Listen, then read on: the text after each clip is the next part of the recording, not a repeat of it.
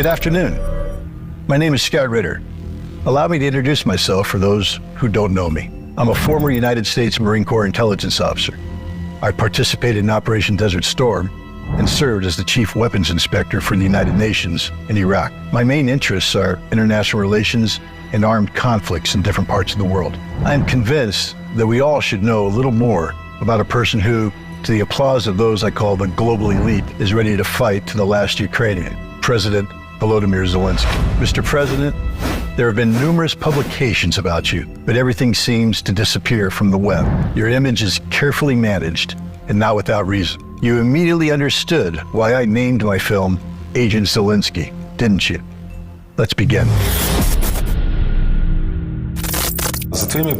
You have had many film roles. Which one is your favorite? I would say that Servant of the People is probably my favorite. The year is 2015. It's the premiere of the first season of Servant of the People series. According to the credits, the producer was Volodymyr Zelenskyy. In reality, he wasn't producing it by himself. Instead, his promotion had begun. No wonder such a role became one of his favorites. Zelenskyy portrayed the character Vasily Goluborodko, a school history teacher who becomes the president of Ukraine. I want to compare that situation to situation where, for example, you come into the plane, you boarding, and you take in your seat, and now you see the man who look like a pilot, who dressed like a pilot, who speak like a pilot, greeting passengers, but who is not a pilot at all, who is an actor, who played a pilot in response for your life. Before the presidential elections, no one had seen a single press conference from the showman. Only interviews and videos were broadcast. Well, you understand, it makes it possible to retake or rewrite a dumb answer. Almost all statements Zelenskyy made were on behalf of the cinematic president, Goluborodko. To all the people who want to quarrel with us, to divide our country, to separate us by color, by language, and so on, to all of you, I can't speak for myself, as I am a person of culture, so let one of the characters familiar to everyone, Vasily Goluborodko, say it. And all the rest of you, villains, go to hell. In all this story, the Ukrainian population became the object of manipulation. The creation of the TV series Servant of the People, in which he was prepared for his role, marked the beginning of imposing an image on people that he could be a potential head of state. And after that, he ran for elections. It was an absolutely skillful manipulation. Now watch the hands. The final third season of Servant of the People was released just 4 days before the first round of the presidential election. Vasily Goluborodko emerged victorious, became the head of the country, and transformed it into a powerful and prosperous nation. Damn. This is the best pre-election campaign in the history of mankind. And it worked. In real life, on the 21st of April, Volodymyr Zelenskyy defeated Petro Poroshenko with over 70%, 23% of the votes. Clearly, such a scenario was not created in Ukraine, nor by Ukraine. Here, our compatriots are ahead of the entire planet. The role of Hollywood in Washington, D.C., it is, first of all, it's not the decision makers, but this is creators of idea, concepts. So if the idea flying well with the audience, you can repeat that idea in real life, in real politics, and it's gonna play. So this is similarity in that Servant of People TV series and a film of Chris Rock produced and directed Head of State, when it was a black president who come from a Democratic Party and served the people. And if this works, why not replicate the scheme in a country close to Russia? And why not elect someone there based on the same principle?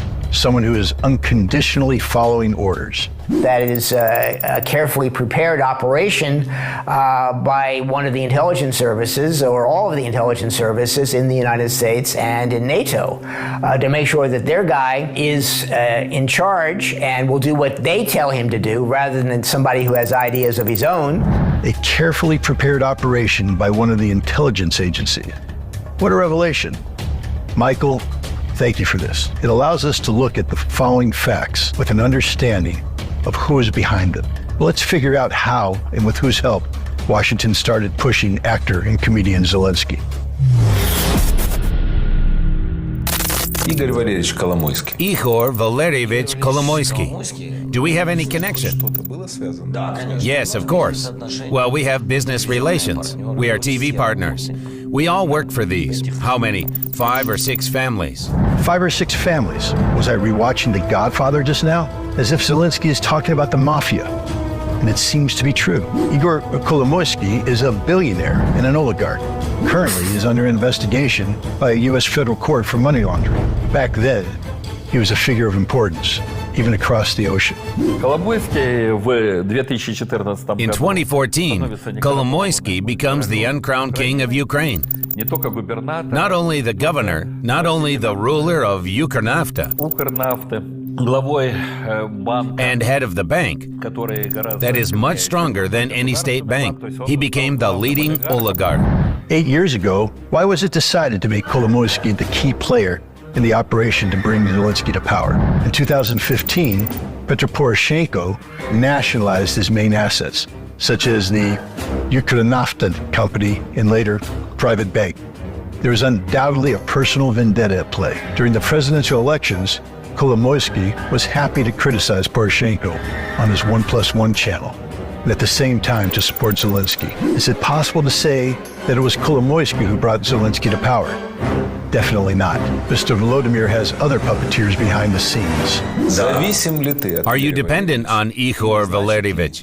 And could it mean that after your victory in the presidential elections, Kolomoisky will rule Ukraine? Я абсолютно независимый человек. I am a completely independent person. No offense, but a man who could control me hasn't yet been born. Будет вообще мной управлять. If Zelenskyy was really on that rope of Kolomoisky, I predict the private bank will be run by Kolomoisky again, but it's not happened. So that means he has no obligation to do more. He just not putting him in a jail, and it's enough for Kolomoisky to be very thankful for him. After that, he will start playing the card as his masters of puppet want. By the time Zelenskyy came to power, these puppeteers had already provided him with a financial cushion. It's doubtful that anyone remembered his earnings from the movies. Regarding Zelenskyy and his inner circle, it is also important to take into account all the manipulations and financial frauds that characterize this team. Firstly, Zelenskyy concealed some parts of his stakes in companies before the presidential elections. And then, in particular, his mentor Kolomoisky used them for money laundering. Empty words? By no means. As I mentioned, we will operate with facts. In the fall of 2021, investigative journalists published the so-called Pandora Papers. Nearly 12 million confidential documents from financial companies in different countries were revealed, including offshore data on 35 world leaders. Volodymyr Zelenskyy and his partners from the Cartel 95 studio were among them. The Ukrainian president indeed owned offshore companies, including a stake in Maltex Multi-Capital Corporation. Zelenskyy modestly omitted this information in his declaration. But most importantly, in 2012 to 2016, Kolomoisky transferred $41 million to Zelensky's offshore company. He could be jailed in a normal country for such an offense. But this is Ukraine, and Zelenskyy is its president. And according to the offshore documents, he is a very wealthy president. Are you planning to use the state residences? Guys, let some kids live in these residences. Like some vacation camps for people who really need it. In my opinion, it sounds cute, especially when you don't know about the residency he owns. Ready to find out? Let's go. Firstly, a villa in Miami for himself, worth $34 million. I've been to Florida and can understand the taste of the president of Ukraine. Secondly, a house in Israel for his parents on the shores of the Mediterranean Sea. It's worth $8 million. Europe, Zelenskyy prefers Italy. Tuscany, the best wines. By the way, one of the most expensive resorts in the country, Forte del Marbi. Houses here are worth their weight in gold.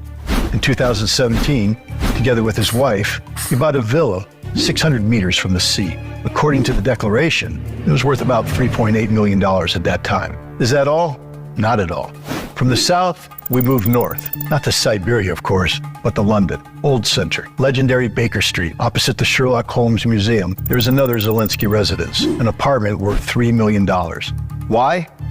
Probably to stay while visiting his owners with a report. More on that later. Apparently, the real estate was purchased through the company of his business.